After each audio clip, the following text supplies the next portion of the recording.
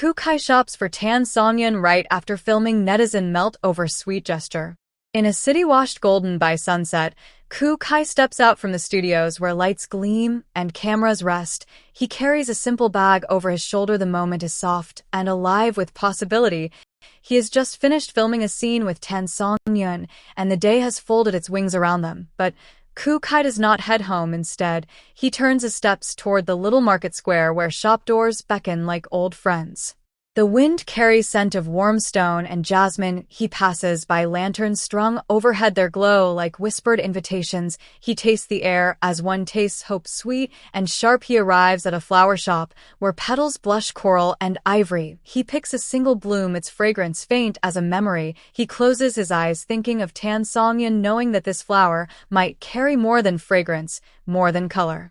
Moving on, he climbs narrow stairs to where handcrafted shops arrange themselves like treasure stacked in rows. The shopkeeper lifts lids of wooden boxes, revealing silk threads shimmering like gentle rain. He picks coral silk ribbon and jade green ribbon, imagining how they might frame her hair or tie back her laughter. He touches lace embroidered fine and soft as a secret. Outside, children chase pigeons by a fountain, their laughter echoing between marble and tile, and Kukai pauses watching their shadows dance across water. He breathes deeply, because in that moment everything pulses with vividness, the gold of the setting sun, the silver in puddles, on stone, the rich laughter that rings it all together. Then he enters a pastry shop where ovens still glow. He orders mooncakes topped with delicate patterns that seem to tell stories of ancient trees of wings unfolding. He watches the baker press dough into mold, then slide trays into heat. He hears the hiss of steam rising, and the scent of baked sweetness rises too.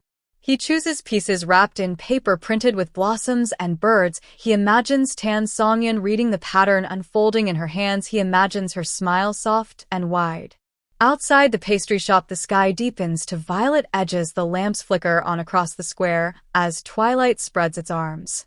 Kukai walks to a tiny boutique where silk scarves hang like waterfalls, a silk scarf dyed in twilight hues of purple and rose. He chooses one that feels like dusk, carried in fabric soft against fingers. He thinks of the scene he filmed just before this journey. The lights warm upon Tan Songyun, her eyes shimmering under the studio lights. Every gesture she made carried tenderness. He remembers how she offered him water between takes, how she laughed at his jokes though worn by long hours, and netizens saw every moment. They saw kindness, they saw gentleness, they saw that in her gestures there was a truth that melted hearts. In the boutique mirror, he imagines how the scarf drapes across shoulders. He sees Tan Songyun in that reflection, gentle, poised, radiant. He smiles, because this cloth might whisper his admiration. From the boutique, he strides into a workshop where candles are poured by hand. He watches molten wax seep into mold to shape petals, to shape stars. He lifts a candle scented with sandalwood and amber, greets the heat, soft and glowing. The wax holds warmth even when flame is gone. The candle he picks burns pale golden. He imagines the flame flickering at dusk beside her writing desk, casting shadows that dance across paper and ink, a light companion to her thoughts. Then the shops close their blinds one by one. The lanterns glow brighter. The night breathes life into stone and air. Kukai stands in the narrow street that leads back to Tan Songyun's home. He carries several parcels wrapped in tissue, soft and fragrant. He knows these gifts are simple, yet wrought from hours he spent thinking of her. He pauses beneath a tree where blossoms fall like confetti, petals drifting. He watches each petal swirl. He leans against rough bark, breathing in floral scent. He thinks of Netizens watching the clip where he handed her water after long shot, how he helped with her coat, how his eyes stayed gentle even in tiredness. Those scenes unfolded, and hearts melted across screens. People spoke of honesty in that kindness. They spoke of warmth in that simplicity. In his mind, he replays her laugh, the curve of her smile, the way moonlight caught in her hair under studio lights.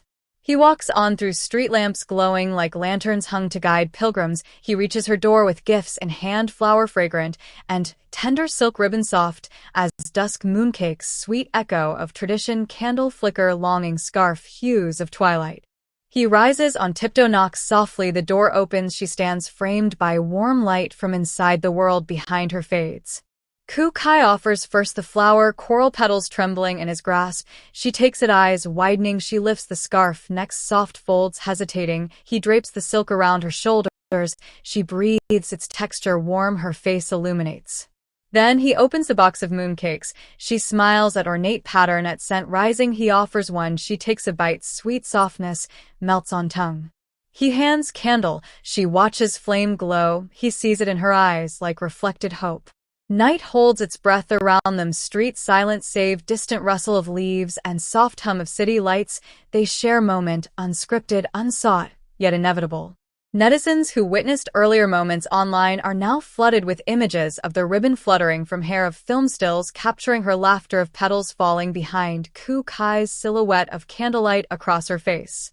They comment, they applaud, they say love need not shout to be heard. They call that gesture golden, they call that scene soothing. They say hearts are softest when kindness leads.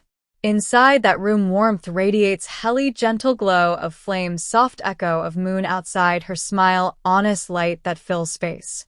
Days later, images circulate, a screenshot of him adjusting scarf, a photo of mooncakes on table, rose petals against lampstand, the candle alight, casting slender glow. All of it speaks of a care that lingers. Readers of those images' hearts stir, they feel possibility, they imagine selves in those gentle scenes where every touch is tender, where silence speaks kindness. Ku Kai shops for her right after filming, not because cameras see him, but because his heart sees her. And Tan Songyun, in that light, her eyes wide with surprise, soft with gratitude, becomes more luminous than set lights, more memorable than final take, more real than scripted lines. The city night hums beyond windows, trees whisper in breeze, lanterns sway in gentle arcs, every bird asleep, yet in that room something blooms. Here is a story not of grand declarations, but small gestures that echo loud. This is a tale of moonlight and ribbon, of silk and petals falling, of hollow candle flame that does not fade. In making of a gift there lies confession, not shouted, yet clear as stars in dark sky, as dawn breaking after endless night. Netizens melt at this because they see in those gestures truth, they see in kindness enduring softness, they long for such sincerity. Ku Kai leaves finally. She turns at doorway, gesture half spoken in her eyes. He steps back, smiles, fades into night, yet leaves behind petals, fragrance, amber flames, silk chill of dusk. And Tan Songyun holds those gifts in hands, closing door, light in room flickers, full moon peers through window, soft lull of city breathing. Outside, Ku Kai walks away under lampposts, casting long shadows. He feels lightness, hope in each step, the weight of admiration carried in pockets.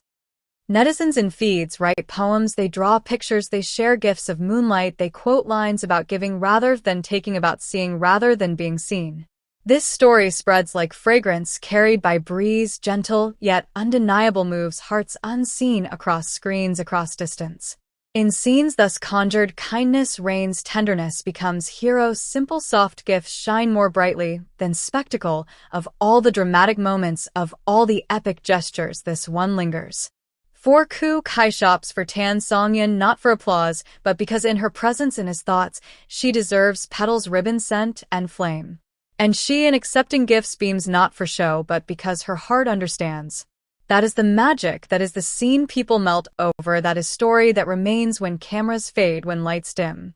In memory, that image holds a warmth, that impression does not flicker, that becomes legend in small spaces, in hearts and whispers. And in the city dark outside their windows, one safe light, recorded, one pure gesture, becomes forever. The cameras had barely cooled down when Ku Kai stepped into the open air. The studio doors closed behind him with a soft hush, like a book being placed gently on a shelf. The sky was painted in amber and lilac, casting long shadows across the empty courtyard. Yet for Ku Kai the world felt more vivid than it had moments ago, more urgent, more alive. It was not just the end of another filming day, it was something else, something that stirred under his skin like the soft hum of a melody not yet sung.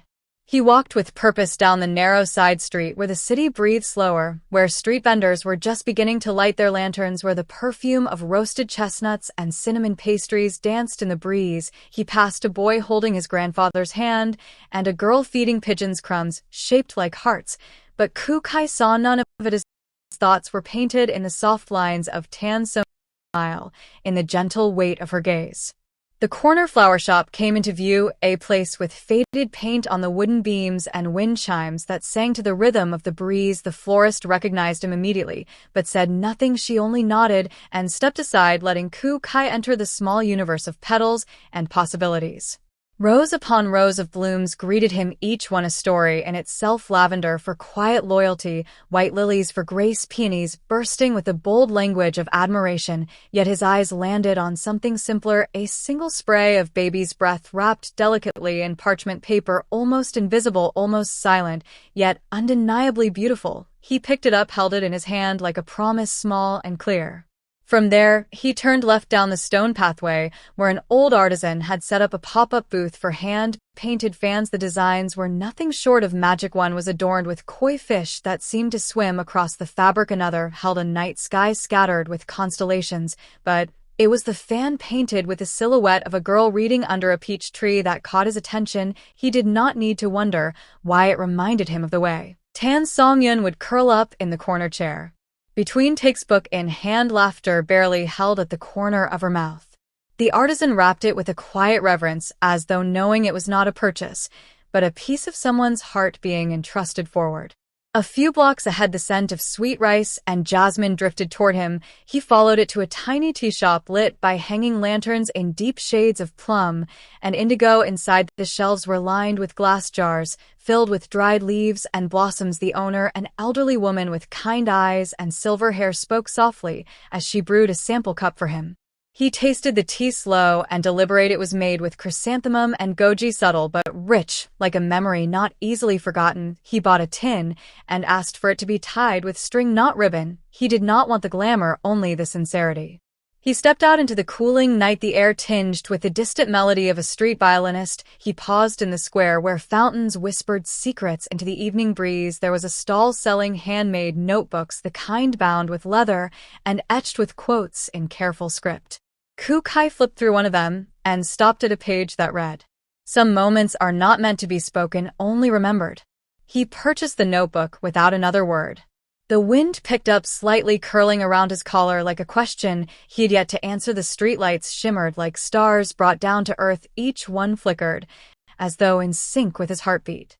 In the distance, he spotted a cart selling miniature wind chimes, each one crafted from glass and porcelain, painted with motifs of nature. Wind swayed them gently, and they sang like laughter between friends, like stories told under blankets. At midnight, he chose one shaped like a crescent moon with tiny cranes flying across its surface. He imagined it hanging by her window, catching both wind and memory.